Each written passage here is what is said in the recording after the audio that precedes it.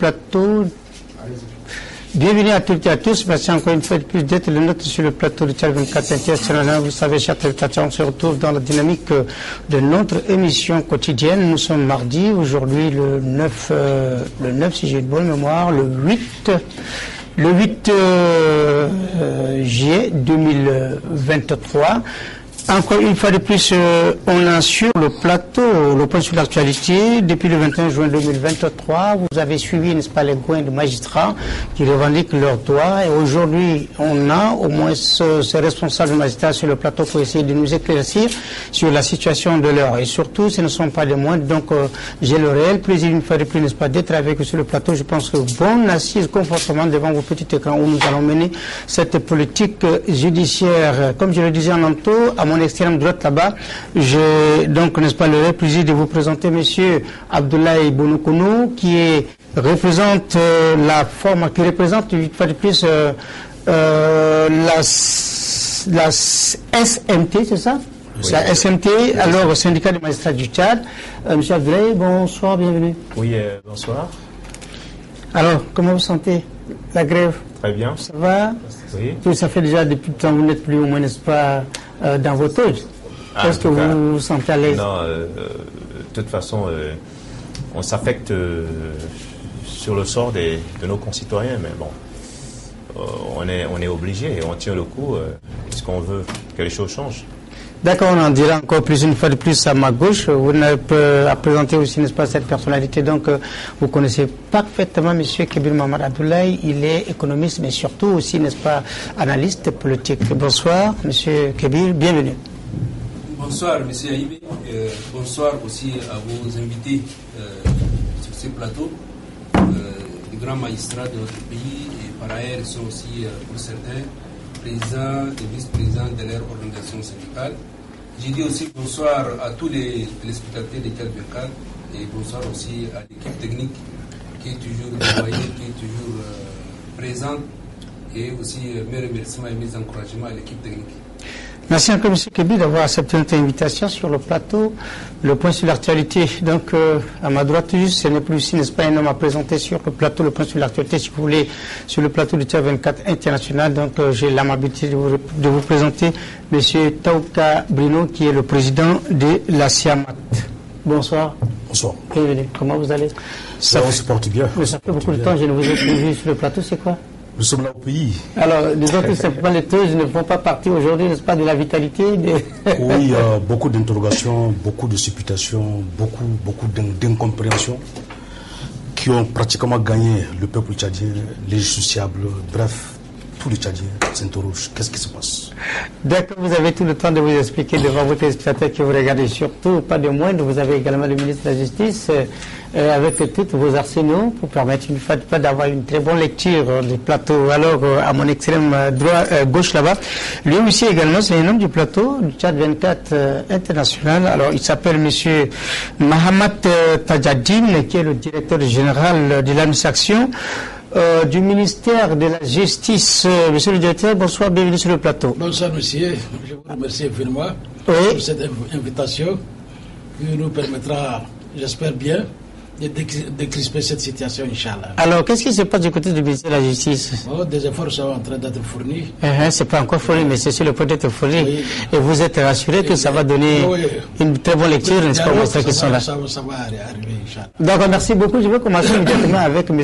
Abdoulaye Bounoukonou. Alors, expliquez-nous, depuis déjà, on ne peut pas dire que c'est une trêve, c'est quand même, n'est-ce pas, vous vous êtes levé, alors depuis le 21 juin 2023, parce que qu'est-ce qui ne marche pas du côté du ministère de la Justice et surtout au tribunal tchadien? Oui, ce qui ne marche pas, c'est que je précise d'abord que nous avons exprimé des réclamations, des revendications, et toutes nos revendications trouvent leur fondement sur les résolutions de Denis tendant à l'amélioration de la justice à travers toutes les conditions matérielles et financières.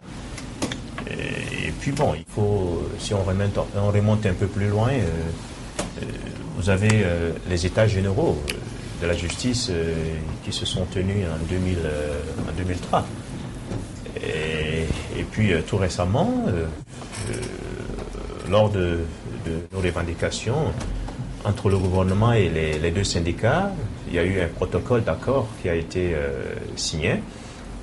Alors, les termes de ce protocole d'accord aujourd'hui souffrent dans leur exécution. Alors, si aujourd'hui, depuis le 21, nous sommes allés en grève, c'est que tout d'abord, il faut signaler que nous avons préavisé, nous avons plusieurs fois accordé du délai au gouvernement de pouvoir remplir ses engagements. Mais malheureusement, tout tarde à venir et on était obligé d'entrer en grève pour réclamer principalement. Vous savez que nous avons tout un chapelet, bien entendu, de réclamations, mais les principales réclamations, ce sont là le rehaussement, le relèvement des points d'indice des magistrats, les indemnités. Il y a la question du palais de justice que vous-même vous avez constaté, sa vétusté, son état délabré, piteux, dans lequel nous continuons à travailler pour une justice au Tchad, un palais, un grand palais de justice du tribunal de grande instance, de la capitale de notre pays. C'est quand même honteux, c'est quand même infamant. Alors,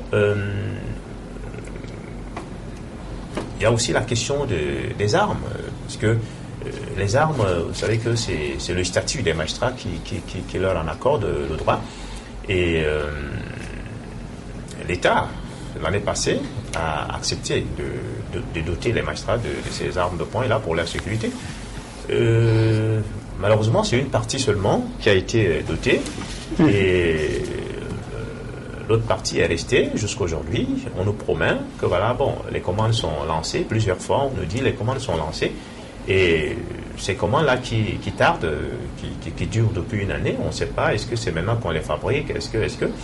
Alors, on n'a pas compris, parce que ça a créé au sein des magistrats une discrimination. Lorsque une partie est dotée de ces armes et l'autre partie non,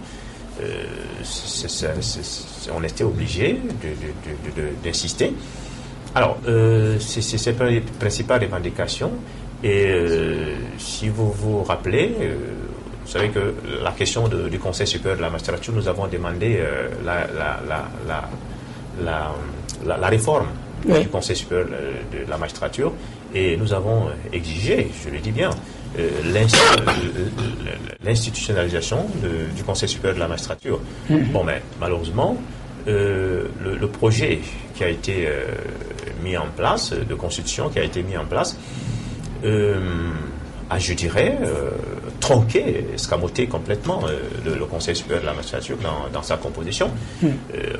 On a fait entrer d'autres corporations et nous avons tout de suite, on s'était insurgé contre ce projet, cette initiative-là, parce qu'on a trouvé que c'est pas juste et bien entendu, le gouvernement a compris et il y a eu des amendements qui ont été effectués. Alors, cette question, même si elle n'est pas entièrement résolue, elle est quand même en partie résolue parce que l'élaboration de la loi organique qui va porter la composition, le fonctionnement de ce Conseil supérieur de la magistrature, nous avons exigé qu'on puisse en faire partie. Alors, bien sûr, on vous a donné quand même, je pense que un choix de 20-25 places par les magistrats. Non, c'est pas encore formel, ça c'est autre chose. Ça c'est comment on appelle, la CONAREC. Bon, effectivement, on a deux collègues qui en font partie. Alors, c'est justement suite à nos exigences. Alors, cette question, on trouve qu'elle a trouvé quand même partiellement solution.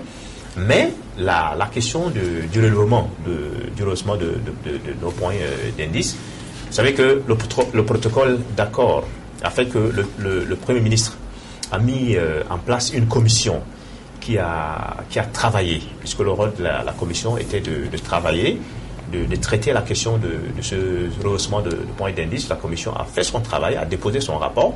Le Premier ministre a approuvé et a instruit au ministre de Finances d'en tenir compte et de faire le nécessaire. C'est-à-dire, ça doit être acté. C'est qu'un décret doit porter cela. Mais malheureusement, on a vu qu'il y a eu une entrave, il y a eu une certaine hostilité de la part du ministre des Finances. Et aujourd'hui, tout le problème, c'est celui-là. Parce que celui du ministre des Finances qui n'arrive pas à parce que un chef de gouvernement qui instruit son ministre de Finances de faire quelque chose, mais celui-là n'obtempère pas. Vous savez que c'est quand même assez grave. Et aujourd'hui, tout le blocus, c'est celui-là. Parce que c'est que nous attendons en ce moment, ce relèvement de points d'indice qui est déjà approuvé par le chef de gouvernement, qui normalement doit être acté. Le décret a été élaboré et ça n'attendait que la signature du ministre des Finances, mais il a avancé comme argument c'est que ce relèvement va générer des incidences financières énormes. Et nous, on n'a pas demandé que cela se passe cette année 2023, mais nous avons dit, nous sommes quand même des intellectuels, même si nous ne sommes pas des financiers, c'est quand même une situation budgétaire qui est là, et nous avons dit que cette situation dans la loi 2024, c'est ce que nous avons demandé. D'accord, je reviens sur vous. Alors, monsieur le directeur, vous avez suivi une fois plus près de votre mandat. Surtout la question que je vais vous poser, parce qu'il y a la loi fixant, la loi 37 fixant une fois de plus, n'est-ce pas, les indemnités des magistrats, donc 400 quelques mille, 80 pour le téléphone, tout ça. Et alors, est-ce que cela ou pas encore ça, c'est la deuxième question. Peut-être alors, ou avec tout cela? Oui, effectivement, le protocole d'accord a été signé en présence des représentants des syndicats et les modalités d'exécution, des syndicats ont demandé jusqu'à 100. Or, après négociation, on est arrivé sur 50 d'abord. Les 50. Donc les 35 étaient payables dans l'immédiat. Et les 15% seront échelonnés. D'accord.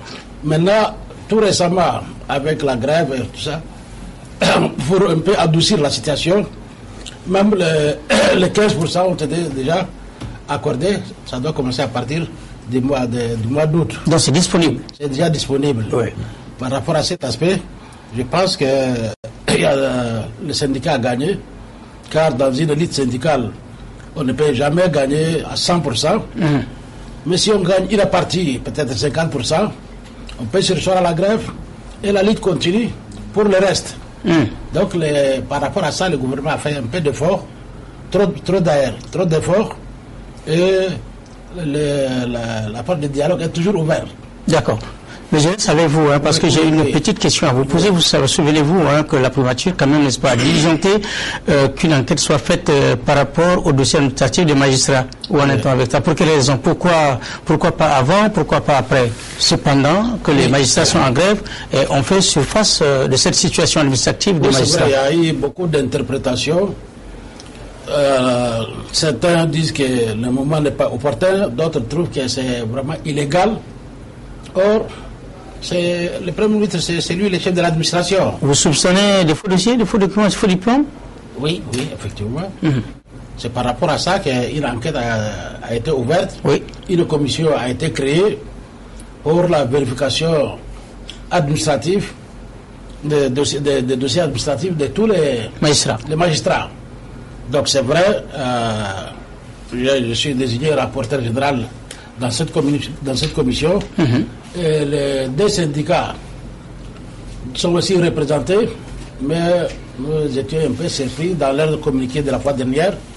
Ils disent qu'ils ne vont pas participer dans cette commission. Or, pour faire valoir ces moyens de défense, il faut d'abord être présent. Et nous sommes tous praticiens. Par exemple, dans n'importe quelle décision, si une des parties ne comparaît pas, Les juges rendent une décision par défaut, et en tirent les conséquences et ils donnent gain de cause à la partie présente. Or, nous avons vraiment déploré leur absence. On aurait voulu qu'ils soient présents pour en débattre et défendre la position des deux syndicats Barzema Chomstel. Or, de l'autre côté, il y a plusieurs étapes à partir de l'ordonnance 007. La loi est claire. Ne peuvent accéder à la magistrature que ceux qui disposent de maîtrise en droit ou bien de maître en droit. Oui. Or, cela n'a pas été respecté. Alors, quel est le discours aujourd'hui qu'on peut trouver dans l'administration de la magistrature chez vous? Oui, je vous dis que cela n'a pas été respecté par certains. Oui. La faute incombe à l'administration. Puisque si on prend un bachelier, on accepte pour en faire un magistrat qu'il fasse le concours, on le forme, on lui donne le diplôme, on l'affecte dans une juridiction, on le responsabilise. Et pendant plusieurs années, paf, après cette crise, on dit qu'il faut contrôler ça qui est. Je confirme qu'il y a problème. Mais je pense que tous me connaissent ici pour avoir été le secrétaire général de ces syndicats des magistrats du Tchad de 2003 jusqu'en 2014, quand j'ai été affecté au parquet général de la Cour des comptes.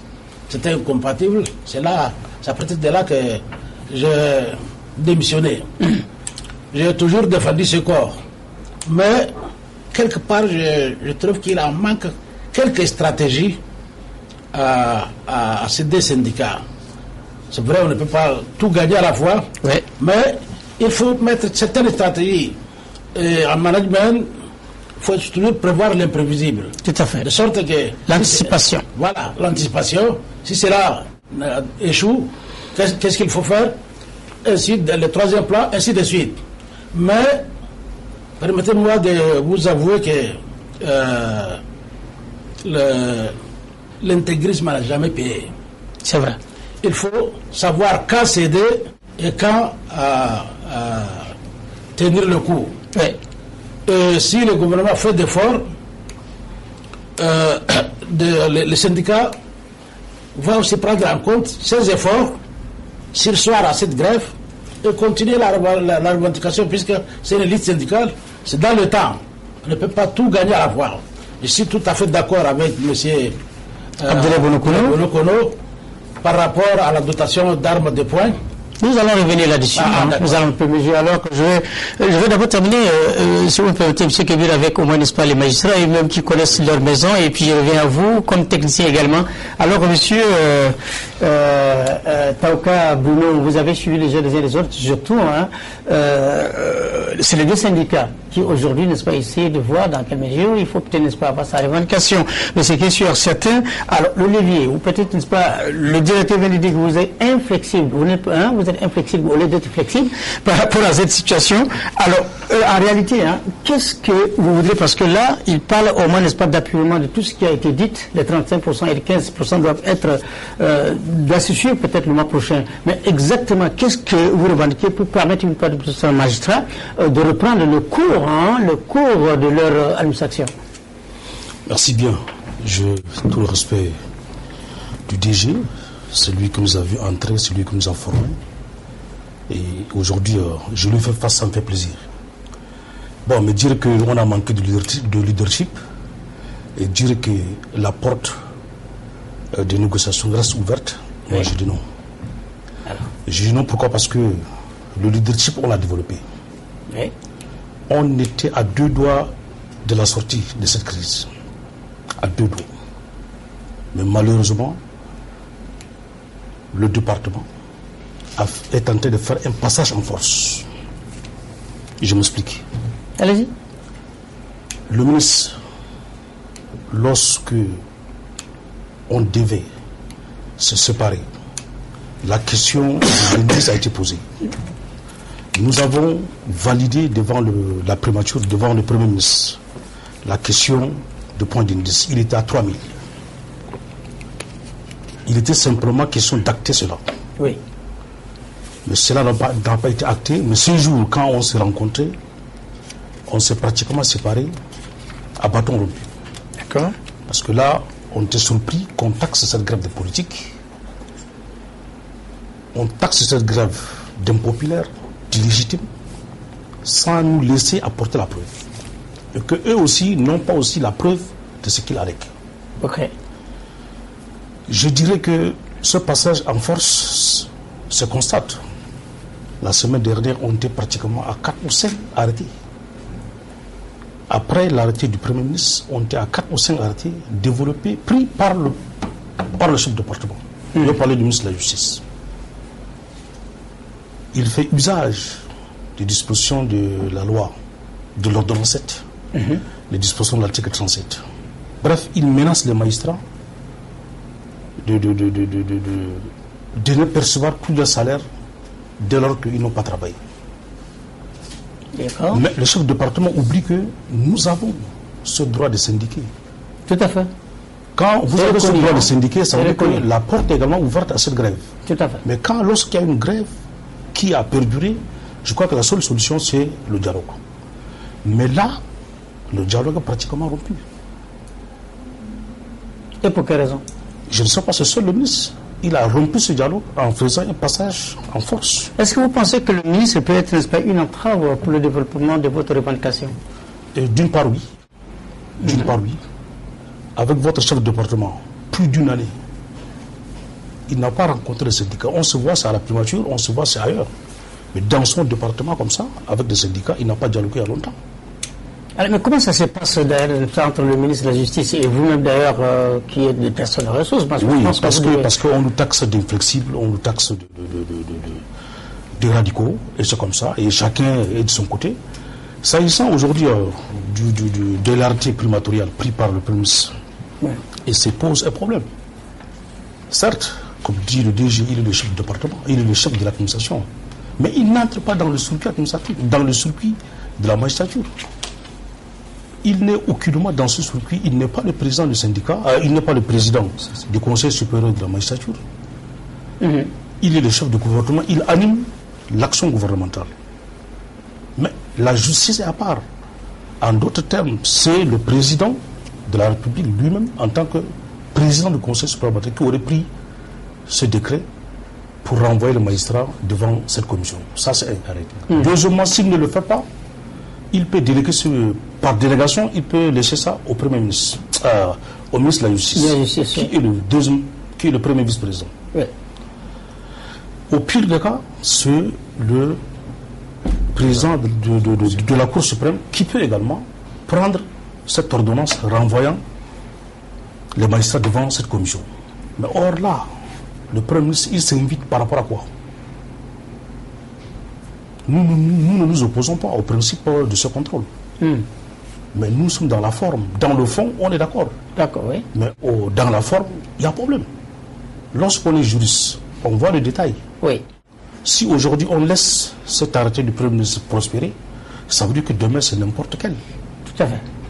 On n'est pas compétent, on n'est pas compétent. Ce n'est pas parce que la loi, le code reconnaît que seul le procureur peut prendre un mandat d'amener, ou seul le juge peut prendre un mandat d'arrêt ou de dépôt, c'est pas n'importe qui. Tout à fait. C'est exclusivement cela. D'accord.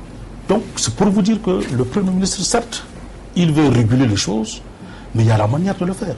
D'accord. Donc en réalité, il ne doit pas fouiller quand même, n'est-ce pas, dans les dossiers des magistrats. Pas du tout. Jusqu'à Jusqu'à là, nous parlons le même langage. D'accord. Qu'on nous dise, est-ce que les 3000 que la commission a validés devant le Premier ministre, le premier à quel niveau? On ne veut jamais débattre. Si les 3000 sont assez élevés, dont l'incident financier est simplement de 1,2 milliard, contrairement à ce que le ministre a dit hier ou avant-hier, que l'incident est de 3 milliards, nous avons le rapport. Nous avons travaillé avec les techniciens du ministère des Finances. Et ça donne quel chiffre? Ça donne 1,2 milliard milliard. L'incident financier. Au lieu de 3 milliards. Au lieu de 3 milliards. Qu'on nous dise si c'est élevé. 3 milliards 500. D'accord. Qu'on nous dise si c'est élevé, qu'on discute. Mais là, c'est hermétiquement fermé. D'accord, 1 milliard 200 et 3 milliards 500. Le fossé est quand même grand. Alors, Kébir Mamad, vous avez suivi au moins, n'est-ce pas, les interventions des uns et des autres. Surtout, ce sont des magistrats chevronnés. Alors, on parle une fois de plus, n'est-ce pas, de loi. Vous savez parfaitement, il y a quand même les indemnités qui ont été allouées aux magistrats. Et je ne fais pas encore cas aux filles, peut-être, n'est-ce pas, des armes que vous avez parlé. Nous reviendrons au moins, n'est-ce pas, en détail pour vous permettre, n'est-ce pas, d'être en position de vos revendications. Et surtout, Monsieur Kébir, que faut-il dire par rapport à ces revendications que l'État déjà accepté, hein, et surtout vous avez écouté les propos du directeur général de l'administration du ministère de la Justice. Merci, M. Aïbi. Voilà, j'ai bien écouté les interventions des uns et des autres. D'abord, il faut rappeler que nous sommes dans un contexte particulier, je parle de la transition. Et dans la période de transition, souvent, certaines organisations, certaines formations, même syndicales, essaient pendant cette période donc d'attirer l'attention du gouvernement de transition, voire même le président de transition, pour revendiquer un certain nombre des choses, pour satisfaire, voire même pour des raisons parfois inavouées. Ce n'est pas pour la première fois. Et d'autres organisations syndicales aussi dans cette période, parce que c'est une période où les institutions de la République seront révisées, des textes seront révisés. Par exemple, moi, je fais partie de la commission technique d'appui au comité de pilotage d'appui pour le suivi et l'exécution mise en œuvre des résolutions et recommandations du dialogue. Et là, il y a beaucoup de textes qui seront révisés, certaines institutions qui seront réactualisées sur leur forme, leur dénomination. Et au-delà de ça, donc, nous avons un projet de constitution qui est en vue, déjà validé par le gouvernement, adopté par le Conseil national de transition. Et vulgarisé bientôt. Voilà, donc dans la phase de vulgarisation, et je crois que le gouvernement a prévu vers décembre le référendum. Donc c'est normal, c'est une période d'agitation, c'est une période où certains usent leur influence pour tirer profit, pour revendiquer. Mais est-ce que dans cette période de transition, on peut satisfaire à toutes les revendications? D'abord, est-ce que vous pensez que les revendications n'est pas légitime? C'est tout à fait normal. Toute organisation, pour l'intérêt de ses membres, donc essaye de soulever certains points de revendication afin d'avoir donc une meilleure satisfaction dans le travail, amélioration des conditions. Donc, à ce niveau, je suis tout à fait d'accord. Mais maintenant, regardons le fond. Là, tout à l'heure, le EG, le président adjoint, M. Abdoulaye Bonokono, même s'il n'a pas pu, je ne sais pas s'il n'a pas, tout à l'heure, il a soulevé certains points de la revendication. Je ne sais pas s'il existe aussi d'autres points, s'il s'agit sur les points qu'il a soulevés. Par exemple, sur la question des indemnités. Le 31 juillet passé, il y a un décret signé par le président de la République qui fixant les indemnités mensuelles des magistrats. Quand vous lisez ces décrets 2050, vous allez voir par exemple tous les magistrats vont bénéficier d'une indemnité mensuelle de 125 000 francs CFA. Nous avons au Tchad environ 768 magistrats, je parle sous contrôle des deux présidents des magistrats, du syndicat des magistrats, donc 768 nous avons au Tchad 768 magistrats. 678 magistrats, merci DG. Pour la précision. Voilà, merci. Donc, dans ces décrets, il y a une volonté du gouvernement qui est déjà mise en œuvre parce que le décret a été signé le 31 juillet qui accorde 125 000 francs d'indemnité à tous les magistrats. Puis une indemnité de logement de 125 000 francs par mois. Indemnité de communication, 80 000. 80 000, oui. Pour le président de la Cour d'appel et le procureur général. Conseil à la Cour d'appel et substitut du parquet 50 000 francs. Ouais. Indemnité de séduction et risque, c'est le point plus important aussi, qui ici, c'est un montant de 483 240 francs. Indemnité de risque. 483 240 francs. Par magistrat. Pour le président du Cour d'appel et substitut, je vais revenir parce que quand vous lisez les décrets, c'est beaucoup détaillé. Tout à fait. Vous avez indemnité aux électricité, 100 000 francs CFA.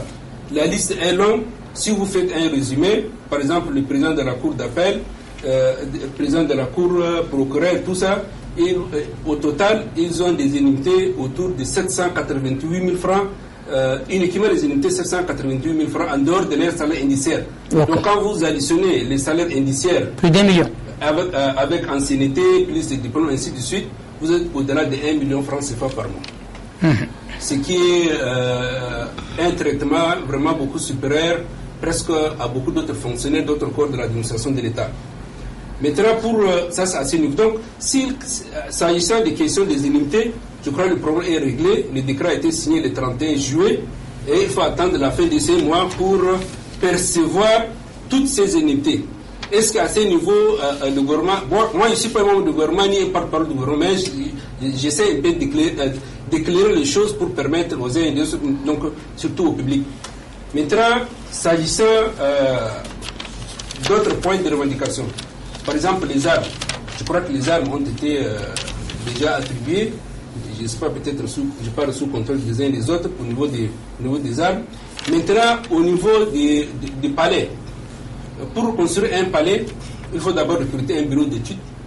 Et le bureau d'études qui va faire déposer son projet, et il faut prévoir un budget, lancer un appel d'offres pour sélectionner une entreprise, un attributeur du marché, une entreprise qui va construire.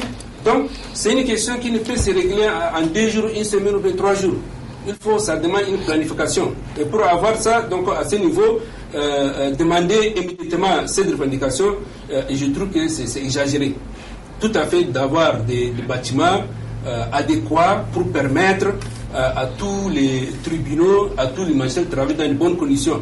Mais absolument demander à ce que cette condition, cette revendication soit réalisée immédiatement, je crois que c'est exagéré. Mais d'accord, non, vous ne finissez pas. Je vais d'abord vous poser une question avant d'aller vers Abdoulaye Borogono.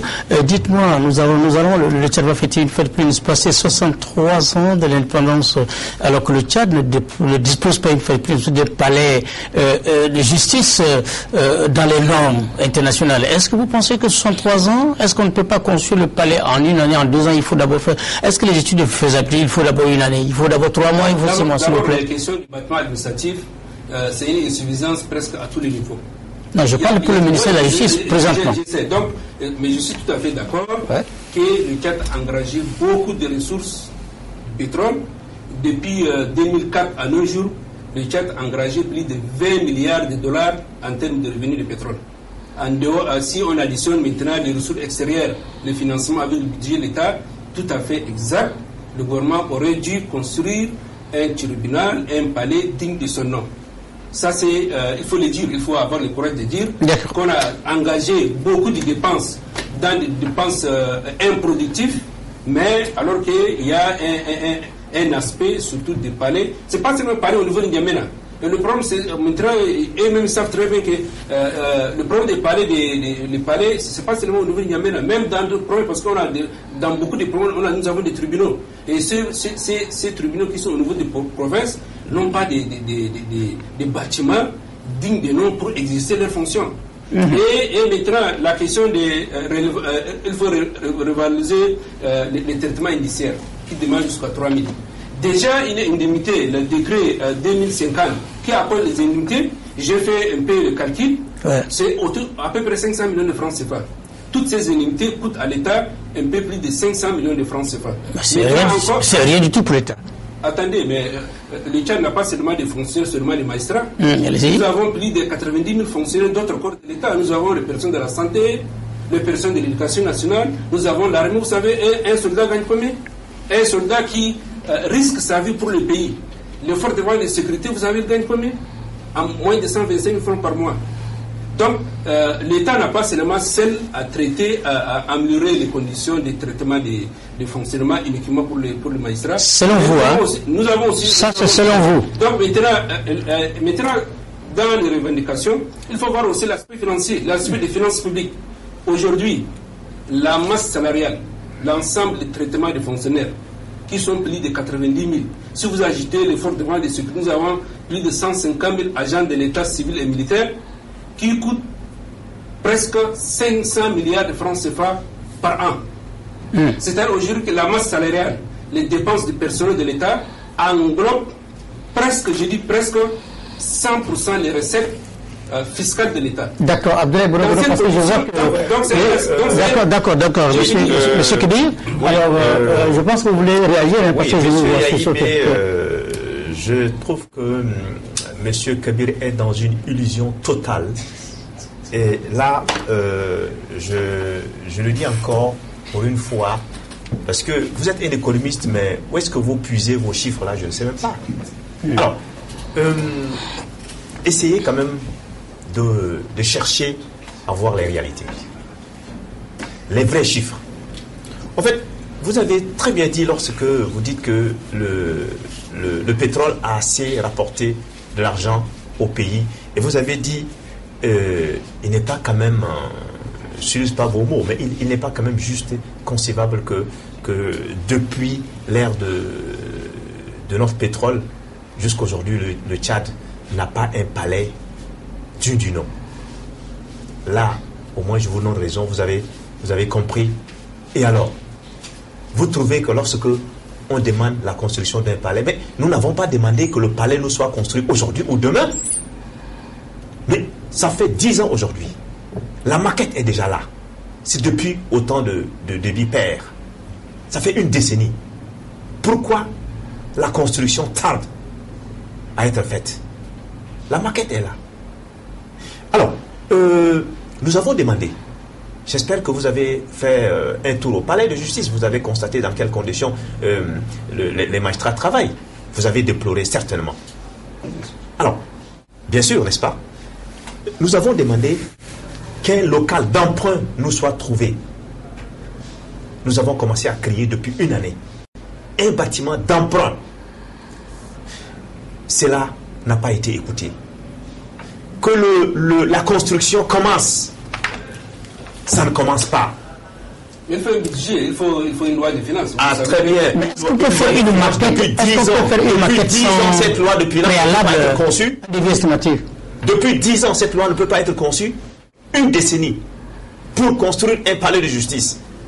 Vous savez, comme l'a si bien dit l'autre, ça fait 63 ans aujourd'hui pour un Tchad, pays pétrolier, sans palais de justice. On a honte aujourd'hui lorsque nos confrères magistrats d'ailleurs viennent, on ne peut même pas les inviter dans ce palais-là. On a honte, alors que quand on arrive chez les autres, on admire. Vous avez parlé des indemnités. Vous savez, trouvez-moi après pour que je vous donne les chiffres réels. Parce que vous avez des chiffres en dehors des chiffres réels, parce que vous savez, les indemnités, l'augmentation de 50%. Souffrez de m'écouter, s'il vous plaît. Je vous éclaircis. Il faut que je vous dessille les yeux, parce que vous détenez des chiffres erronés. Mais le décret est là, depuis 50. Très bien. Vous savez, l'augmentation de 50%. Monsieur Kébir, attendez que c'est que vous ne connaissez pas, laissez-moi vous expliquer. C'était le décret 2050 de 31 juillet. Très bien. Les montants sont là. Oui, les montants sont là. Est-ce qu'avant, les magistrats n'avaient pas des indemnités? Les magistrats avaient des indemnités bien avant. Ces indemnités sont augmentées de 50%. Les juges au siège ont 200 000 francs d'indemnité. 50 000 francs, ça fait combien? Ça fait 100 000 francs. Tout à fait. Je vous dis, lorsque vous lisez sur ce décret 200 000 francs, 300 000 francs inscrits comme indemnité, ça veut dire que avant ils avaient 200 000 francs. 50% de 200 000, ça fait combien? 100 000 francs. 200 000 francs plus 100 000 francs, ça fait 300 000, non? Voilà ça. Ne croyez pas que les 300 000, ce sont des nouvelles indemnités accordées aux magistrats. Non, c'est faux. Vous savez, oui, vous savez, attendez s'il vous plaît, Kabir, apprenez quand on vous apprend. Non, mais parce que vous ne citez pas le décret. Oui, c'est moi qui ai attendez, vous avez le décret, vous lisez très mal, vous lisez très mal ce décret. J'ai le décret devant moi, comment j'ai vite travaillé. Vous savez, au niveau des sièges, l'augmentation de 50%, ça fait 100 000 francs pour les juges. L'augmentation de 50 000 francs dans les cours d'appel. Dans les cours d'appel, ça fait 150 000 francs. Ce que je vous dis. C'est parce que Kébir a un décret et il ne comprend pas, c'est récent, mais il ne comprend pas. C'est nous qui connaissons ce décret, c'est nous qui connaissons. Vous allez le décret administratif. On avait lancé un décret. On a un décret. Non, vous avez parlé, il faut le parler. Mais laissez-moi parler, monsieur Kabir. Vous avez eu une prise de parole, laissez-le avoir, laissez-le pas faire. Kabir, vous voulez apprendre ou non? Vous voulez apprendre, hein? Attendez, c'est pas moi, on a des indemnités, oui. On avait des indemnités bien avant. Ces indemnités sont augmentées de 50%. Vous comprenez? Et la répétition est pédagogique. Non, c'est parce que vous ne comprenez pas, et c'est vous qui ne comprenez pas, je dois vous le dire. C'est un débat entre nous deux. Non, c'est un débat pour tout le monde, ne vous en faites pas. Mais nous sommes là. Mais à travers vous, les autres comprendront.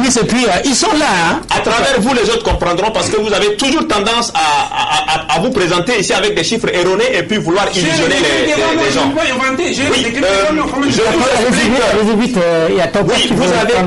On a des indemnités bien avant. Ces indemnités, il y a eu une augmentation de 50%. Je répète, la répétition est pédagogique.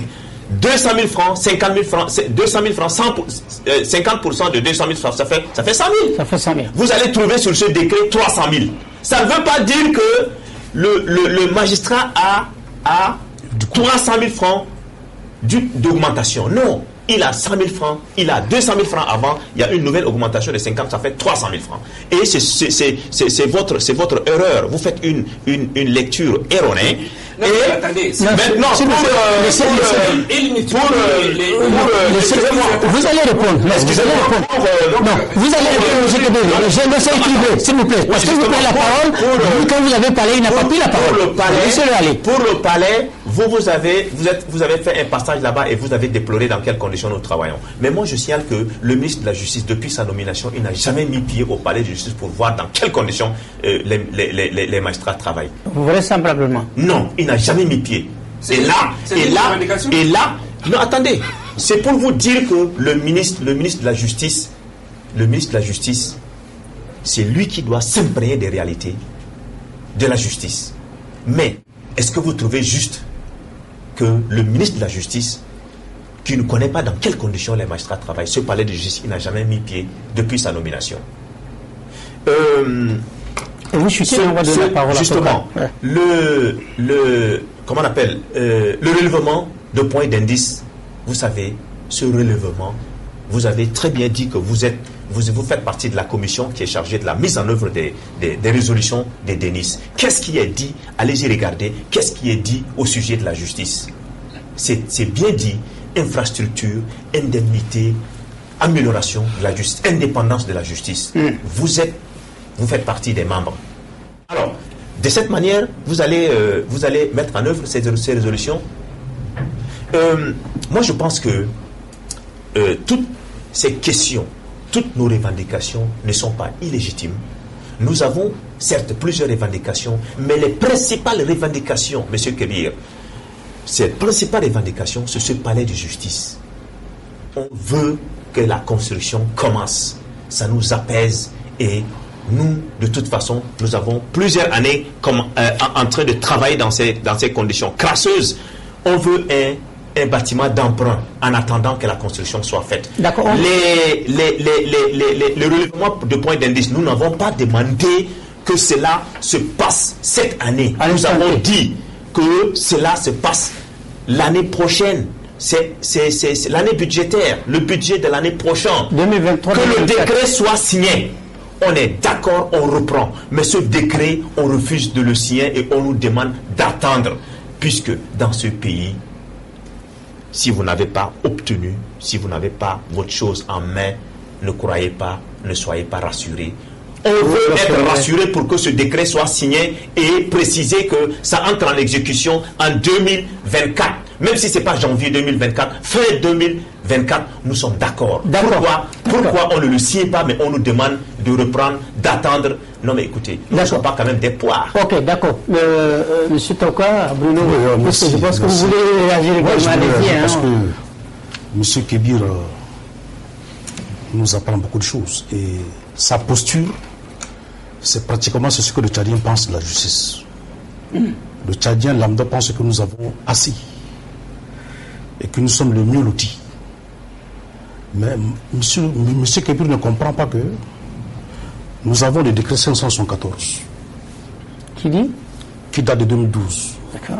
qui nous accorde des indemnités. En 2022, ce décret a été revu. C'est le décret 042. En 2023, c'est le décret dont il va donner le tour. Donc, c'est des rajouts qui sont faits dans les colonnes des indemnités, ça et là, qui lui donnent ces chiffres qui semblent pratiquement, pour lui, c'est vraiment des chiffres faramineux. Nous sommes un pouvoir, c'est ce qu'il devait comprendre. Parce que quand il parle d'une manière générale, 90 000 fonctionnaires, machin, tout ça, tout ce qui nous lie aux autres fonctionnaires, c'est la solde. Tout à fait. Nous avons des statuts particuliers. Nous avons nos indemnités. Nous avons nos taxes qui nous régissent. Ce n'est pas la loi 17 qui régit les autres fonctionnaires de la fonction publique. Mais nos revendications, c'est des revendications d'un pouvoir. D'un de pouvoir. On ne réclame pas quoi que ce soit. Mais c'est ce que beaucoup de Tchadiens pensent. Et nous ne sommes pas bêtes jusqu'à pour demander l'érection d'un palais tout de suite, non. Le palais, le marché est donné. C'est gagné. Oui, il paraît l'opérateur de Et la surface, est-ce que vous avez déjà... Oui, tout est fait. Il reste maintenant l'opérationnalité. L'étude de faisabilité est faite. Ça, Kébir ne nous apprend pas. Ça, c'est un. Deuxièmement, ce que Kébir devait comprendre, c'est que quand vous dites que le Tchad a des militaires qui travaillent, mais il sait dans quelles conditions nous travaillons. Plus que les militaires?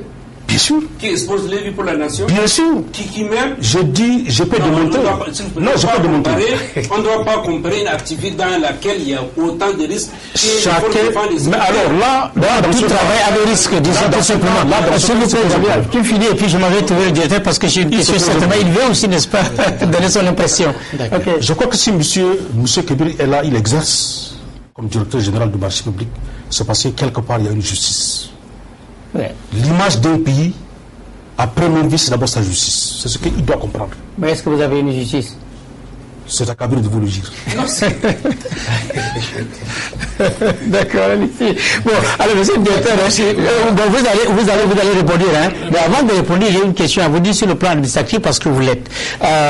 On parle ici, une fois de plus, n'est-ce pas, de position des armes. Parce que le président de la République, quand même, n'est-ce pas, avait offert à tous les magistrats d'avoir des armes de pointe, avec une fois de plus, n'est-ce pas, la documentation afférente. Alors, qu'est-ce qui ne va pas pour que jusqu'à aujourd'hui, on nous parle des achats des armes? Alors, les armes qui flottent un peu partout au Tchad, là, en Djamena, comme les arachides, comme les petits bonbons qu'on peut sucer, alors, où sont partis ces armes? Vous avez parfaitement raison, et je suis tout à fait d'accord avec le collègue qui ont fait de cela un point de revendication. Car les armes ont été distribuées l'année dernière. Maintenant, ça fait plus d'une année.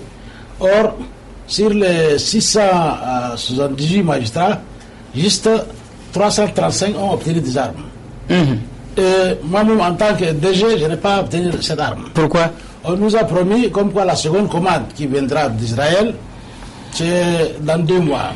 Mais est-ce que la coopération franco-tchadienne ne peut pas vous donner des armes? Parce que nous savons que quand même la France est un pays fabricant des armes. Ils veulent doter les magistrats de la même marque d'armes. Donc cette arme ne vient que de l'Israël.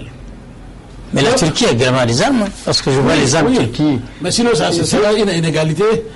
Peut-être ça ne doit pas être plus efficace comme ce qui a été fourni. D'accord. Ça, par rapport à cet aspect, je suis tout à fait d'accord.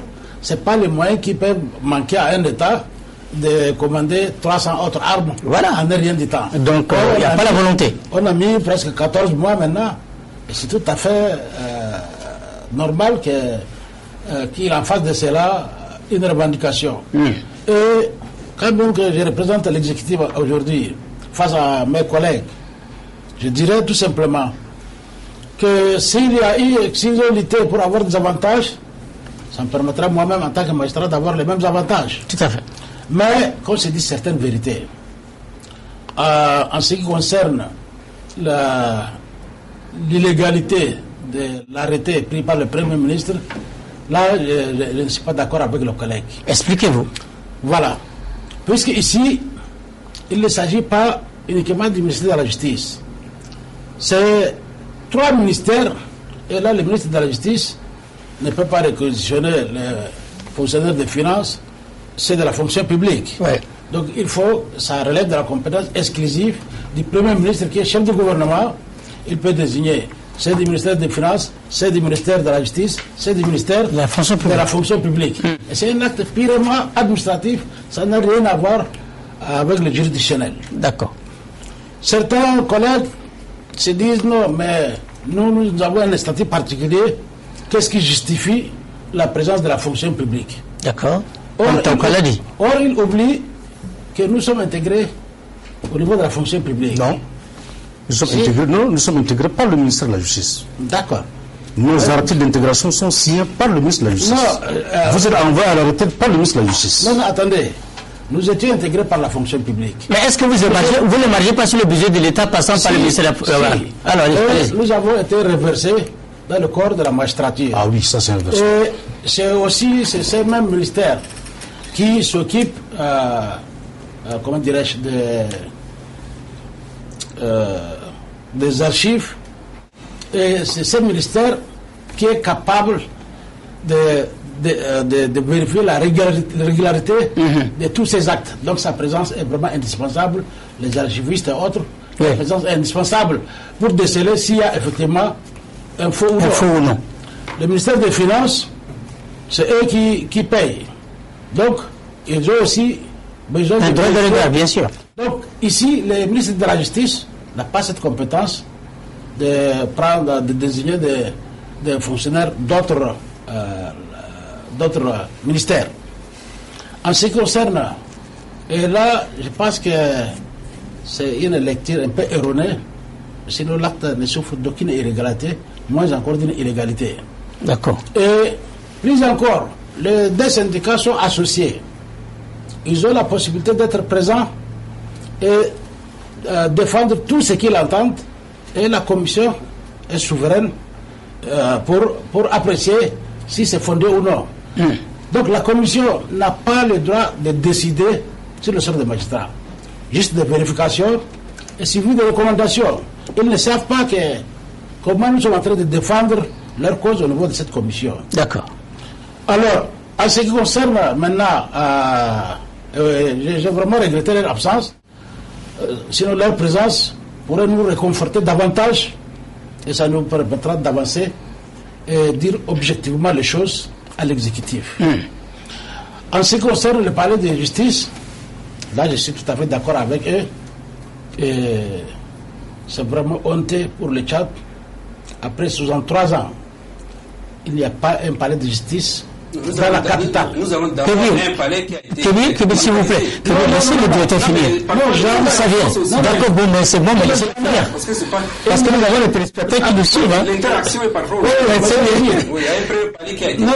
Il n'y a jamais eu un palais. Il n'y en avait jamais. Là, c'était le domaine du trésor public. Si vous allez au cadastre et au domaine, vous allez trouver que c'est la propriété du ministère des Finances et c'est le trésor public. Ouais. Maintenant, ils ont repris les choses. On a loué maintenant, on est allé là. Là, c'était pour les revenus pétroliers. Voilà. Ouais. Donc, c'était le ministère des Mines et de la Géologie. Et maintenant, nous avons obtenu le rapport. Comme quoi, ça menace ruine. De sorte que, parfois, si vous montez, ça bouge. Vous avez vraiment peur. Donc, or, le magistrat a besoin de la quiétude la sérénité. Et la sérénité avant de travailler. Or, maintenant, l'État est en train de fournir certains efforts. Ils ont déjà signé un contrat pour la construction. Bon, l'autre aile va être construite en attendant que le palais on nous a octroyé un terrain à côté de l'autre gouvernorat. En attendant que le montant sera débloqué, c'était une mesure provisoire pour au moins, je dirais, en partie, cette situation. Or, si on crie lenteur judiciaire ou autre, c'est parce que le magistrat n'a pas toutes ces conditions réunies. Et 60 chambres équivaut pour deux grandes salles d'audience et peut-être deux petites audiences pour les référés. comment voulez-vous que la justice n'acquise pas de retard dans le traitement du dossier? Ça, par rapport à ça, je vais dire entièrement raison. Ce n'est pas le moyen qui manque à l'État. Je me rappelle qu'au temps de Maréchal Défunt, j'étais SGA. Après discussion, il a décidé de nous octroyer l'aile de l'autre, comment dirais-je, l'hôtel Kempeskir. Oui. Là aussi, c'est vite, c'était pour les postes de télécommunication. On a dit que non, ça c'est un peu petit. Il dit non, moi je suis disposé à débloquer jusqu'à 30 milliards, même s'il faut des étages et que les chefs de juridiction vont être logés, je suis disposé à le faire. Quelque temps après, le ministre des Infrastructures, en la personne de M. Younous-Mi, m'a envoyé une correspondance où je lui ai envoyé le plan. Donc, tout est mis en œuvre pour que ça commence. Mais finalement... L'argent est porté disparu, comme d'habitude. Donc, c'est pour dire qu'il y a au moins une volonté gouvernementale, mais qui tarde à venir. Alors, la solution, c'est d'aller conformément à nos moyens. Vous dites qu'il y a la volonté de l'État, vous allez attendre après 63 ans pour chuter par là, puis on donne la parole. Je dis maintenant, si avant il n'y en avait pas, maintenant il y avait cette volonté, d'où maintenant le projet de construction de l'aile, et aussi ils sont en train de négocier le marché par rapport au nouveau site que nous avons. Au siège. Or, et ça c'est la capitale. J'étais inspecteur général, j'ai sillonné tous les cadres, des maisons d'arrêt en séco, des palais de justice loués auprès des particuliers. De particuliers et qui menacent de les chasser. Où est l'honneur de l'État dans ces... Par rapport à tous ces aspects, je pense que les syndicats ont parfaitement raison, mais il faut frapper dans la logique des choses, oui, dans la logique des choses. Alors, Kébir, allez-y, parce que je pense que vous souffrez beaucoup, hein, vous voulez parler. Je ne souffre pas, mais je voudrais apporter quelques éléments. Quelques éclaircissements, là. Voilà, donc c'est le décret 2050 fixant les indemnités mensuelles des magistrats. Je répète, et même pour le président Bono Kono, dès le début de l'émission, il n'a même pas cité ces décrets, pourtant c'est dans leur avantage. Que dit ces décrets? Tous les magistrats ont 125 000 francs indemnité de logement, 125 000 francs sur les 600 quelques magistrats. Indemnité de communication, 80 000. Conseiller à la cour, 50 000. Président du tribunal, 40 000 indemnités de communication. Juge d'instruction, 30 000. Substitut du procureur de la République et juge de paix, 30 000 francs. Indemnité de situation et de risque, 483 240 francs pour le président de la cour d'appel. Pour le procureur général, conseiller à la cour, 370 000 francs. Substitut du procureur, 370 400 francs. Président du tribunal, 250 000 francs. Et procureur de la République, 250 000 francs. Juge d'instruction, 175 000 francs. Je continue jusqu'au niveau indemnité d'eau et d'électricité, 100 000 francs. Conseiller à la cour, 115 000 francs. Vous avez président du tribunal, 50 000 francs. Juge d'instruction, 35 000 francs. L'article 2 dit le personnel magistrat exerçant à la chancellerie ou les structures rattachées au ministère de la Justice perçoivent les mêmes indemnités prévues à l'article 1 suivant la qualification ci-dessus. Secrétaire général, inspecteur général, secrétaire général adjoint, jusqu'à directeur général, conseiller technique, chef de division, chef de service de rang, qui est le substitut du procureur, juge au siège et juge de paix. Voilà tout ce monde. C'est la quintessence. Donc ça, c'est un acte déjà concrétisé par le gouvernement à travers ces décrets 2050 du 31 juillet tout récemment. Maintenant, si avant ça, si a été revu, moi je parle de ces décrets. Et non seulement ça, vous savez, après la crise économique de 2016, qui avec les 16 mesures, les indemnités, d'autres avantages ont été coupés de 50%. Toutes ces indemnités ont été rétablies. Aujourd'hui, aucun retard dans les indemnités, aucun retard dans les salaires. Et d'après le ministre, dans son interview, je crois que hier ou aujourd'hui, journal Sahel, il dit aujourd'hui on totalise entre 5 à 6 mois d'arrêt de travail au niveau de la justice. Faux. Son interview est là. Non, c'est son interview. De toute façon, nous sommes sur le terrain, demandez-nous. Commission active, allez-y. Donc, depuis la transition, nous avons 3 grèves ont été organisées par les magistrats. Et je crois, là, on va peut-être revenir sur les décrets portant sur le droit de greffe au Tchad, qui un peu réglemente la question des greffes. C'est la Constitution quand même qui donne légitimité de le faire. C'est la loi 32 de 2016, du 31 décembre 2016 portant modification de la loi numéro 8 PR 2007 du 9 mai 2007 portant réglementation de l'exercice du droit de greffe dans le service public. L'article 15 qui dit: les salaires de journée non prestés sont à la charge des syndicats initiateurs des mouvements de greffe. On revient encore dans les débats de 2016 avec les greffes qu'on a connues à l'époque. En répétition. Voilà, c'est ça. Et le gouvernement à l'époque a pris ordonnance, donc a modifié la loi, que les journaux non prestés sont, sauf en cas de retard de salaire. S'il y a des retards, aujourd'hui, je crois qu'aucun fonctionnaire aujourd'hui ne souffre de retard de salaire. Si c'est en cas de retard de salaire, vous pouvez faire des greffes jusqu'à 3 jours, ainsi de suite. Mais en dehors de cette situation, pour d'autres revendications, les greffes, c'est 3 jours le gouvernement prend en charge. Les 3 jours de greffe non prestés. Et après ça? Mais au-delà de ça, c'est les organisateurs, initiateurs du mouvement de greffe qui vont prendre en charge les journaux non prestés. Autrement dit. Autrement dit, je vous renvoie par rapport je ne sais pas, d'interviews ou bien communiqués des... Non, ils répondent, ils sont là. Non, j'ai rien. Laissez-moi finir, je vais finir. Je vais vous le tirer. D'accord. Je vais vous le tirer. Allez-y. Donc, moi en tant que justiciable, moi en tant que citoyen, je trouve tout à fait normal que certains corps de l'administration publique fait des revendications afin d'améliorer les conditions de travail, c'est tout à fait légitime. Et dans l'administration publique, nous n'avons pas seulement les corps de magistrats, nous avons les corps de la police nationale. Il y a plusieurs, disons qu'il y a plusieurs. Il y a plusieurs.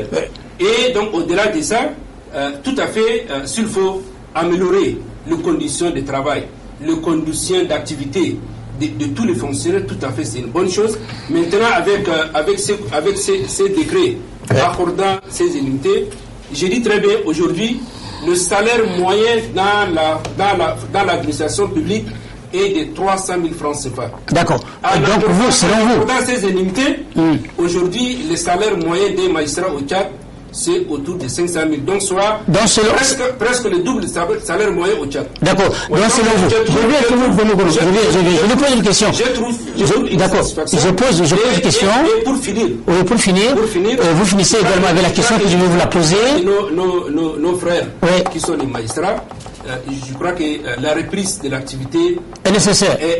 Vous voulez la flexibilité, donc vous voulez la flexibilité dans l'espace des deux syndicats. Tout en poursuivant les deux syndicats, c'est ça? Pour satisfaire les autres points de revendication.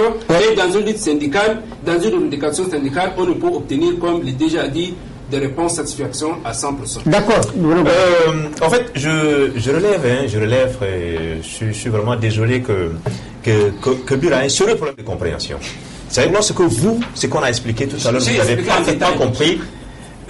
Et puis, il joue parfaitement son rôle. Il joue parfaitement son rôle.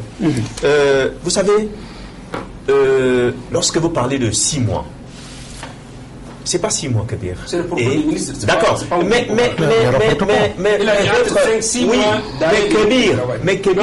Kabir, depuis qu'on a enclenché cette grève, d'accord, je vous le concède, 6 mois. Mais sachez que depuis ces 6 mois-là, ces soi-disant 6 mois, le ministre n'a jamais entrepris un dialogue avec nous. Est-ce que vous êtes au courant? Vous ne le savez pas. Depuis, c'est notre ministre de tutelle. C'est notre premier interlocuteur. C'est lui avec qui nous devons régler cette situation. Mais il n'a jamais osé, il n'a jamais daigné un seul jour nous appeler dans son bureau et essayer de régler ce problème. Il n'y a que les autres. Vous comprenez? Et aujourd'hui, je tire chapeau au président du CNDS, monsieur Seti. C'est lui, il s'attelle, il s'active. Et toutes les réunions qu'il y a eu, les dialogues, c'est lui, appuyé du ministre de la fonction publique, qui ont organisé cela. Notre ministre, il est là, tranquille dans son bureau, et quand il sort, 6 mois, vous avez tout reçu, alors que normalement, c'est lui qui devait se mettre devant et essayer de régler ce problème. Mais aujourd'hui, si les choses sont devenues comme telles, mais je pense qu'en grande partie, c'est lui, le responsable. Est-ce que son départ, pas ta démission, mais son départ. Aujourd'hui, on peut le demander. S'il a failli, il démissionne. S'il a failli, il démissionne. Oui. Mais je n'ai jamais vu un ministre démissionner en dehors. Non, mais justement, malheureusement. Mais sinon, alors, vous savez, oui. D'où est-ce que vous avez ces informations? Je pose la question, si vous confirmez ou infirmez. Non, mais comment? Vous savez, la masse salariale dont vous parlez, pourquoi lorsque, et vous avez parlé de transition, pourquoi lorsque on élève des officiers généraux, on érige des officiers généraux, est-ce que ça ne constitue pas, ça ne génère pas des incidences financières? Est-ce qu'on en a besoin? Est-ce que le pays a besoin aujourd'hui d'un grand nombre de généraux? Est-ce qu'on en a besoin? Vous pouvez me répondre? C'est aussi l'une des... Est-ce qu'on en a besoin? Non, c'est un exemple qui est-ce qu'on a besoin? Non, il vous renvoie parce qu'il ne sont pas en dehors de tout ce que vous avez dit. On a besoin de la justice dans ce pays-là, on en a besoin. Et c'est à travers les magistrats. Vous comprenez? Aujourd'hui, vous savez combien de généraux on en a? Combien de généraux? C'est le même nombre que les magistrats. Et puis, les incidences financières, vous avez parlé de la masse salariale que ça constitue. La masse salariale que cela constitue. Mais est-ce qu'on a besoin de tant de généraux dans ce pays-là? Vous savez combien ça coûte au pays financièrement? Les policiers, vous avez parlé des policiers ici aujourd'hui. Les procureurs, les présidents de tribunaux ne sont pas véhiculés alors que les commandants de brigade, les commissaires sont véhiculés, ils en ont même de trop, les véhicules, alors qu'un procureur n'est pas véhiculé. Vous trouvez ça juste? Quel procureur qui n'a pas véhiculé? Ah oui, bien sûr. Mais apprenez, hein. Franchement, apprenez, monsieur Kébir. Monsieur Kébir, moi, j'ai été à Mossoro, j'ai pas été véhiculé. J'étais procureur à Mossoro sans véhicule. Vous comprenez? Vous ne trouvez pas ça honteux? Non, je pense qu'il ne faut pas personnaliser. Alors, justement, maintenant, c'est un exemple que j'ai été donné. Lorsque vous dites que quel procureur je donne l'exemple, c'est avec illustration à l'appui. Il y a plein de présidents de tribunaux, il y a plein de procureurs aujourd'hui qui n'ont pas de véhicules, alors que dans cette police-là, les gens sont tous véhiculés. Vous comprenez? Ce n'est pas juste. Ce sont nos collaborateurs et le procureur, il est le directeur de la police judiciaire. Vous comprenez? Alors, tout ce problème, monsieur Kébir, comprenez, et il faut que, au moins pour une bonne fois, parce que toutes les fois qu'on arrive ici, franchement, je ne sais pas si vous faites exprès ou bien de toute façon. D'accord. Mais parce que ça veut dire vous illusionnez le compatriote. Vous illusionnez le compatriote. Ce sont des arguments, ce sont des chiffres spécieux. Et vous présentez et ça illusionne nos concitoyens. Alors, je voudrais parler aujourd'hui de cette grève.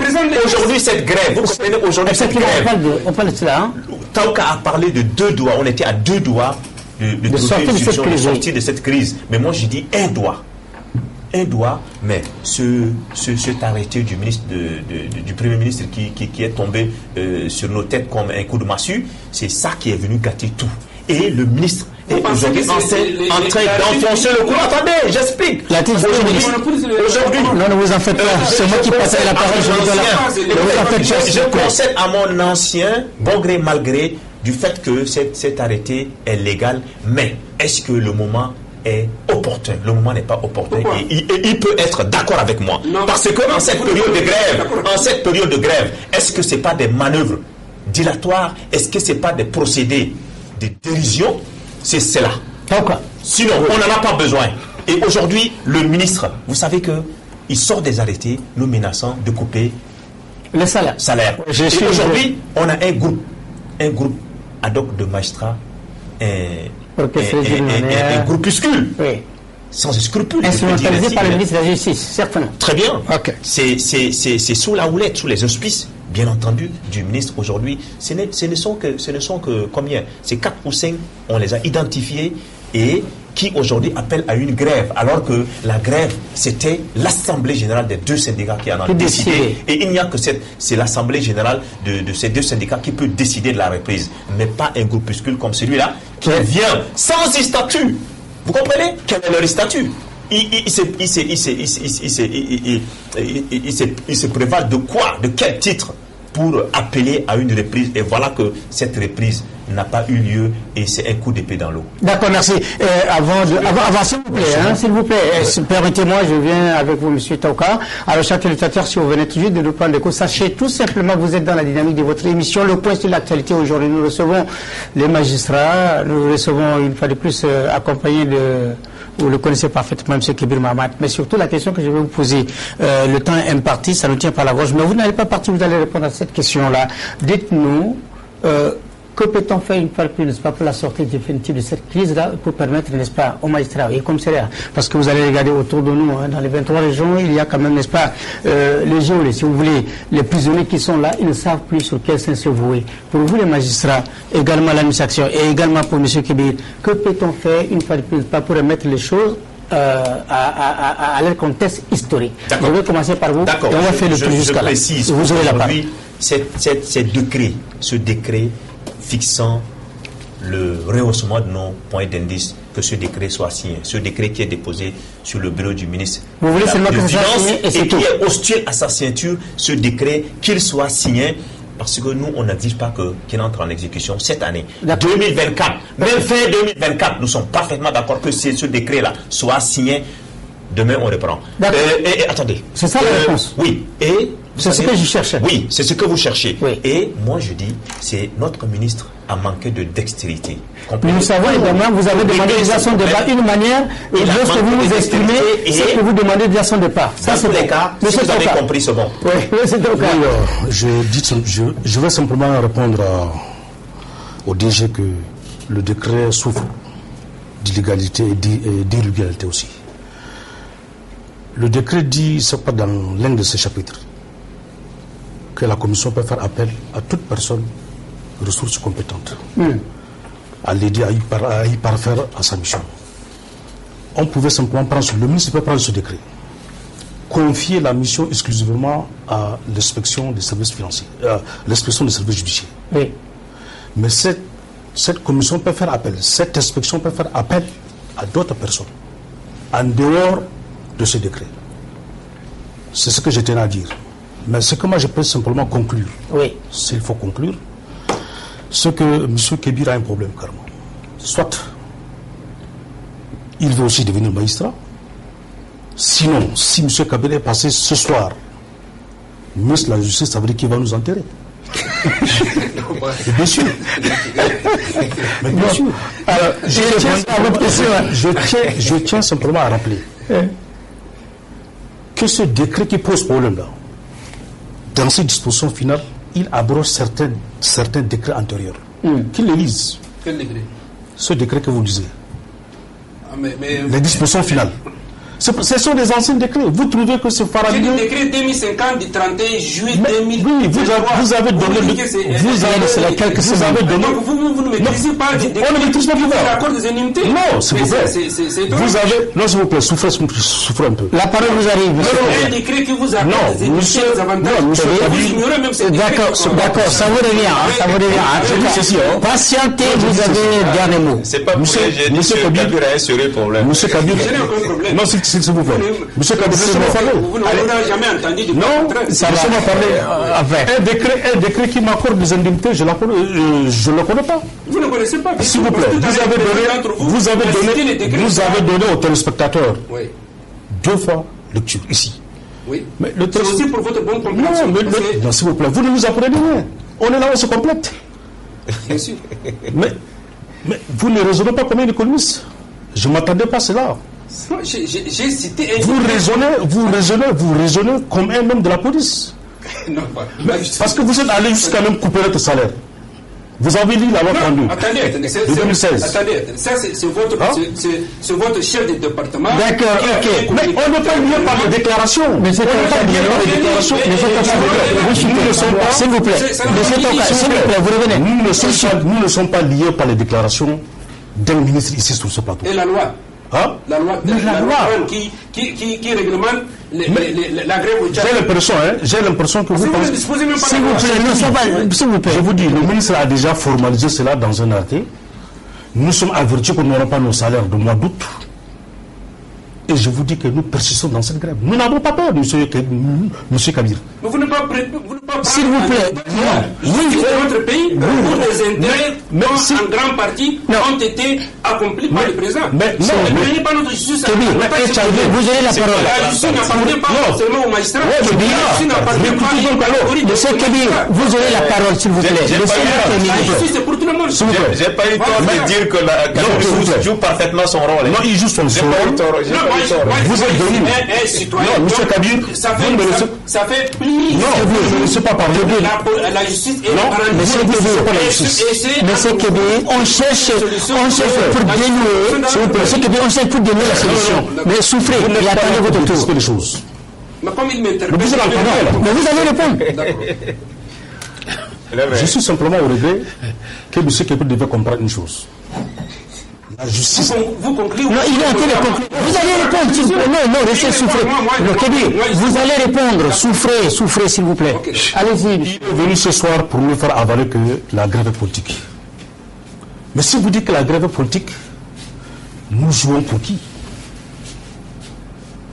Cette politique par procuration, cette grève par procuration que nous faisons là, est-ce que M. Kabir, vous pouvez nous démontrer? Parce que vous avez juste dire que nous demandons le renversement du Premier ministre. Pas renversement c'est très fort. Démission. Démission du Premier ministre. Mais c'est gravissime. C'est gravissime. C'est deux mots différents. D'accord. C'est gravissime. Monsieur Plateau, quand vous dites ça, c'est gravissime. Démission et renversement. C'est la même chose. C'est deux mots différents. C'est la même chose. Mais la finalité, c'est quoi? La finalité, je dis ceci. La parole est accordée. Je dis ceci. Je dis ceci. C'est différent. Renverser, c'est la finalité. Je suis simplement au regret. S'il vous plaît. Laissez-le chuter par là. Je dis ceci. Si tous les et malheureusement, c'est pratiquement tous les Tchadiens intellectuels qui combattent la magistrature. Vous voulez une magistrature responsable? Vous passez par le traitement matériel et salarial de ceux qui y travaillent. C'est une obligation. Vous avez besoin d'une magistrature médiocre. Alors allons-y. J'ai l'impression que sur ce plateau ici, nous sommes venus pour faire éclairer. Je disais à l'antenne de mes propos qu'il y a beaucoup d'incompréhension, il y a beaucoup de supputation, qu'aujourd'hui les gens veulent savoir. Nous allons reprendre. Si demain le gouvernement signe le décret nous accordant le point de 10, nous allons reprendre demain. Merci. D'abord, je rappelle, ce n'est pas un décret qui a créé la commission, c'est un arrêté, son 1991 pour une clarification. C'est un arrêté numéro 1991 portant mise en place d'une commission chargée de contrôle et de vérification des dossiers administratifs des magistrats. Est-ce que c'est pour la première fois dans notre pays, le gouvernement a entrepris des contrôles, des vérifications, des effectifs, des diplômes des fonctionnaires? C'est pas pour la première fois. C'est plusieurs fois. Je crois même qu'en ce moment, il y a une commission nationale de vérification physique de tous les fonctionnaires. Attendez. Donc, ce n'est pas pour la première fois qu'on a mis en place une commission pour vérifier les effectifs, pour faire un contrôle physique, pour vérifier les documents administratifs. Ce n'est pas pour la première fois. Mais pourquoi aujourd'hui les magistrats refusent? On n'a pas refusé. Le moment est mal choisi. On n'a pas refusé. A été fait. Donc, le moment est mal choisi. Donc le débat est déplacé. Pourquoi dans cette période de grève? Encore c'est un argument supplémentaire pour continuer, pour paralyser le secteur de la Pourquoi justice. pas avant? Deuxième point. Je rappelle, on ne peut pas se lever un beau matin pour faire des grèves de jours, de semaines et de mois, paralysant l'administration publique, paralysant un secteur important qui est la justice, mais il y a une loi qui est là. C'est la loi 32. Et la loi 32, au niveau de l'article 15, dit clairement, sinon pas une copie, à la fin de l'émission, je vais leur donner une copie, qui dit clairement, les journées non prestées pour cause de grève ne donnent pas lieu à rémunération. Les salaires, je tiens ceci. Les salaires de journée. Non, monsieur Kabir. Non, lisez plutôt. Lisez l'article 37 de l'ordonnance. C'est une loi. Non, ça ne lit pas. C'est une loi, la loi 32. Non, lisez plutôt la loi. Non, lisez plutôt l'article 37. Non, c'est prévu chez nous. C'est prévu. Non, laisse-le. C'est prévu, mais lisez plutôt l'ordonnance 7. Vous êtes un homme du droit. Lorsqu'on lit. Il refuse de comprendre, laisse-le. Lorsqu'on lit une loi, vous devez écouter la moindre chose. Non, mais vous lisez des lois génériques. Je vais finir. Ici, on apprend. Les salaires de journée non prestés sont à la charge des syndicats initiateurs du mouvement de grève, sauf si le motif de la grève résulte d'un retard généralisé de paiement des salaires et dans la limite de 3 jours de grève dans le même mois. À l'expiration de ces délais, les salaires de journée non prestés sont à la charge des syndicats initiateurs de la grève. C'est quelle loi? Quelle loi? C'est quelle loi? La loi 32. Mais lisez la loi, le 27. L'article 36 chez nous prévoit ça. Nous ne sommes pas régis. Attendez. Nous sommes prêts pour cette coupure de salaire là. S'il vous plaît, c'est loi 32 pour réglementation de l'exercice du droit de grève dans les services publics au pluriel. Ce n'est pas propre à un secteur particulier. Dans les services publics au pluriel. Je vais vous remettre une copie du... Non, je n'ai pas besoin. Mais si vous n'avez pas ça, je vais finir. Aider à ce qu'on nous coupe les salaires. J'ai mes dispositions. J'ai seulement... aider à ce qu'on nous coupe. De toute façon, j'ai seulement cité la loi. Ce qui m'a intéressé, c'est lorsque vous avez dit que nos revendications sont légitimes, c'est tout ce que je veux. Mais tout le reste là, vous êtes en train de jouer votre rôle et parfaitement. Je vais finir. Par la proposition. Donc, nous, en tant que citoyens, je parle en tant que citoyen, je crois que la grève est assez... Il fait partie de ceux-là qui ne veulent pas d'une justice indépendante dans ce pays. La grève a assez duré dans le secteur de la justice. Qu'est-ce que vous voulez? Et il y a certains qui ont de motivation politique dans ces grèves au milieu des magistrats, c'est pas tout le monde. Et au-delà de ça, il y a certains, je n'accuse pas tous les magistrats. Il y a des magistrats qui sont honnêtes. Il y a certains qui se plaisent. Non, n'ayez pas peur de nous. Vous les accusez, vous nous accusez des gens. 5-6 mois sans travail et merci. La proposition de vécu. Écoutez sa proposition. Bon, d'accord, allez-y. Écoutez sa proposition. La proposition. Déjà, plus de 80% des revendications sont satisfaites par le gouvernement. Mais vous êtes fort. La question de véhicule. Non, mais vous êtes fort. La question de véhicule. La question de véhicule. Mais vous êtes fort, Kevin. C'est ce qu'on a dit la fois passée. Vous êtes fort, Kevin. Allez-y, monsieur le directeur. D'accord, merci Afinois. Bon, tout d'abord, j'aimerais faire certaines observations. Oui. Bon, pour revenir à ce que M. Toka vient de dire, en ce qui concerne l'arrêté, comme quoi on n'a même pas besoin du Premier ministre. Ça, c'est par rapport au fond. Or, quelles sont les personnalités désignées? C'est l'inspecteur général des finances, le directeur du budget, le directeur de la solde, l'inspecteur général de la fonction publique. C'est des personnalités qui maîtrisent la matière. Mais quand l'article suivant dit que la commission peut faire appel à d'autres personnes, il s'agit simplement de secrétaires, de chauffeurs, de planteurs et autres. Sinon, par rapport aux compétences, la compétence y est. Ils ne sont pas choisis par le fait du hasard.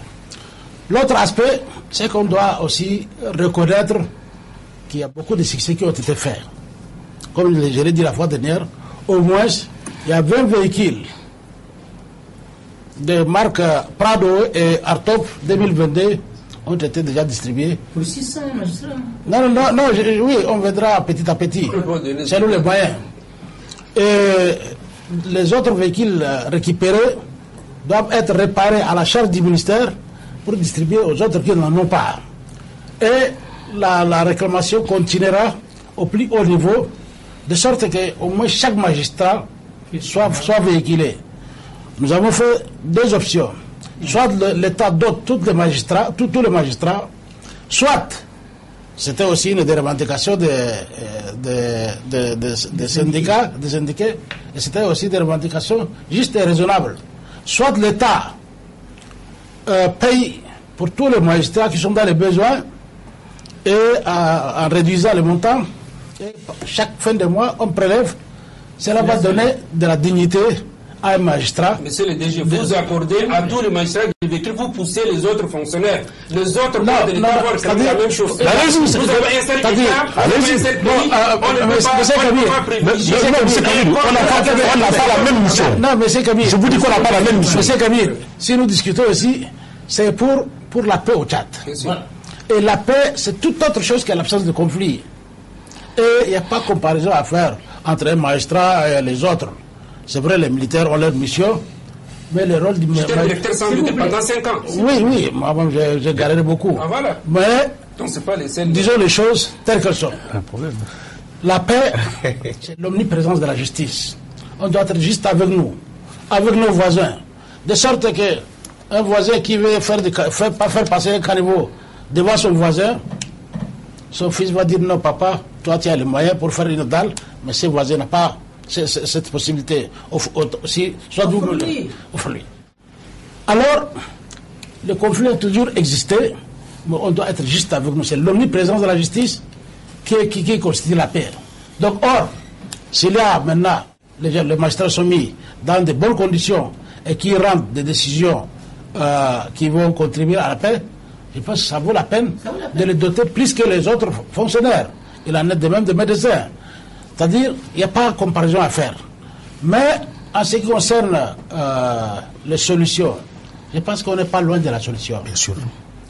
Nous avons aussi en aparté discuté pour dire non. Comment est-ce qu'on signe les décrets qui accordent l'indice à 3 000, puisque les syndicats ont demandé jusqu'à 6 000. Il y avait une injustice créée par le gouvernement lui-même. La justice militaire vient d'être créée tout récemment. Mais les avantages qu'ils en ont, c'est presque le triple de ce que le magistrat. Oui. Est-ce que Kobé est au courant? Bon, je vais lui envoyer le texte. Okay. C'est-à-dire, au moins, il y a des magistrats chevronnés qui ont passé tout le temps. Même s'il le sait, il va faire exprès. Tout récemment. Mais avec des frères vraiment colossaux. Et c'est ça qui a un peu frustré les autres qui ont dit, bon, au moins qu'on nous mette au même pied d'égalité avec ça. Alors, à titre de solution, je demanderai aux collègues, ou bien aux camarades et aux collègues ici présents. Vous êtes les enseignants, hein, bon, qu'ils continuent à faire confiance au gouvernement. Et personnellement, je m'engage à trouver les voies et moyens pour faire fléchir les ministres, qu'il y ait un dialogue sincère et franc. Il demande à un ministre accorde une rencontre. Franc, et qu'au moins, pour décrisper cette situation, que ces décrets soient signés, même si ça doit être appliqué en 2024, ça vaut la peine. Pour ça, je suis tout à fait disposé à le faire. Et peut-être les moyens roulants, c'est avec le temps. Il faut qu'on tienne aussi compte de l'économie de notre pays. Kabir, si vous devenez ministre de la Justice, on est mort. Non.